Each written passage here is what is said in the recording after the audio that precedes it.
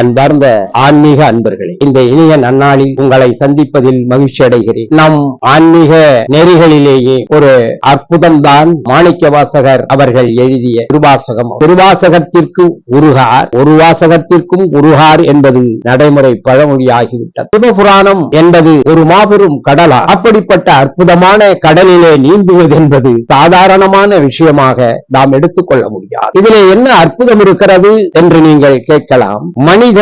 மனிதர்களுக்காக எழுதிய நூல் திருக்குறள். இறைவன் கூற மனிதன் எழுதியது பகவத். ஆனால் மனிதன் கூற இறைவனே எழுதிய நூல்தான் திருவாசகம். ஆக இந்த கடலிலே நீந்துகின்ற அந்த அரிய வாய்ப்பு நமக்கு கிடைத்திருக்கிறது. அப்படிப்பட்ட அரிய நூலை நாம் இப்பொழுது ஒரு பார்வை.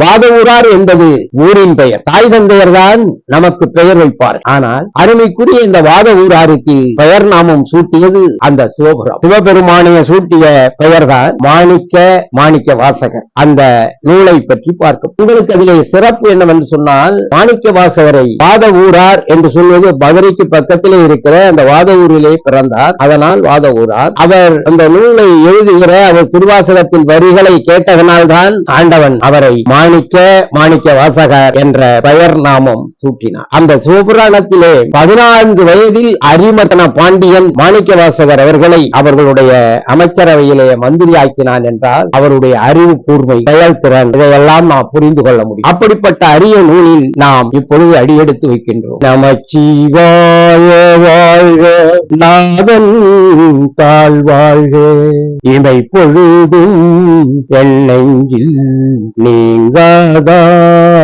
தாழ்வாழ்க, போகழியாண்ட ஒரு மனிதன் தாழ்வாழ்க, ஆகமமாகி நின்றே அன்னிப்பான் தாழ்வாழ்க.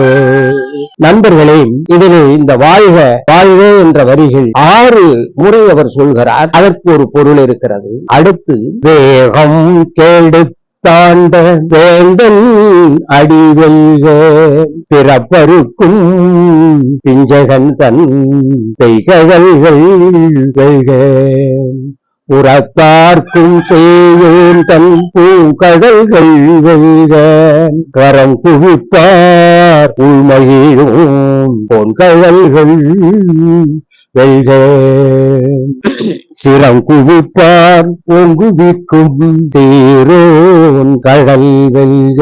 இந்த வெல்க 5 வரிகள் 5 முறை வருகிறது. வாழ்க 6 முறை வருகிறது. அடுத்து போற்றி போற்றி என்று 8 முறை சொல்கிறார். ஆக 658 என்பதை எதற்காக கட்டியம் கூறுகிறார் இங்கே என்று நாம் பார்க்க போகிறோம். ஈசன் அடி போற்றி, எந்தை அடி போற்றி, ஈசன் அடி போற்றி, எந்தை அடி போற்றி, தேசன் அடி போற்றி, சிவன் சேவடி போற்றி, நேயத்தே நின்ற நிழலன் அடி போற்றி, மாய பிறப்பருக்கும் மன்னன் அடி போற்றி, சீரார் பெருந்துறை நம் தேவன் அடி போற்றி, தீரா இன்பம் அருளும் மழை போற்றி என்று 8 போற்றிகளை சொல்கிறார். ஆக 658 பாடல்களைத்தான் நான் பாடப்போகிறேன்,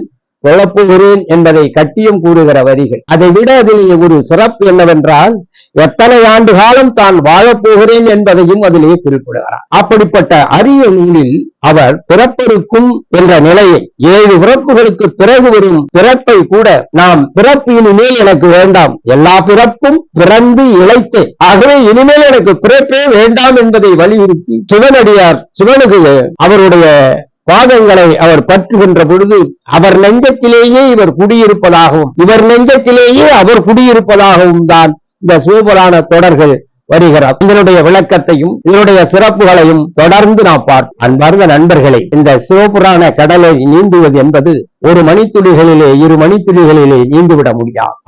அவரும் கடல். இந்த கடலிலே அவர் எடுத்து கையாண்டிருக்கிற சொற்களுக்கு மயங்கித்தான் சிவபெருமான் நீ கூறு நான் எழுதுகிறேன் என்று எழுதினார். அந்த படிகளைத்தான், அந்த சிவபுராணத்தைத்தான், திருவாசகத்தைத்தான் சிதம்பரத்திலே தில்லையம்பதியிலே அதை வைத்திருந்தார்கள். அர்ச்சகர்கள் அதை பார்த்தார்கள். அதற்கு பிறகு மன்னனிடம் கொடுத்து மன்னன் அதன் சிறப்புகளை புரிவதற்கு மாணிக்க வாசகரை அழைக்கிறார்கள். அதனுடைய சிறப்பு அதற்கு பிறகு மாணிக்க வாசகர் மதுரையிலே அரிமர்த்தன பாண்டியன் அவர்களிடம் அமைச்சரவையிலே இருந்தது. அவருடைய பாடல் வரிகள் ஒவ்வொரு ஸ்தலத்திலும் பாடியது. இதையெல்லாம் நாம் விரிவாகவும் தெளிவாகவும் பொருளோடு பார்ப்போம். வணக்கம், நன்றி.